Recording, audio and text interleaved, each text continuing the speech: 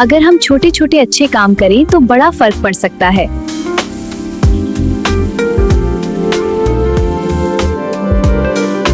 दादी जान, लाई मैं छोड़ आती हूँ। आप अकेली नहीं हैं, हम सब आपके साथ हैं। शुक्रिया बेटी, तुम बहुत अच्छी हो। देखो, जब सब एक मकसद के लिए इकट्ठे हो जाए तो बड़ी से बड़ी मुश्किल भी छोटी लगने लगती है। देखो, तुम सब भी तब्दीली ला सकते हो, बस नियत साफ रखो और कदम आगे बढ़ाओ। जी नूरा, हम सब मिलकर सफाई करेंगे, बहुत अच्छे तब्दीली लाएंगे। तब्दीली आ नहीं रही, तब्दीली आ गई है।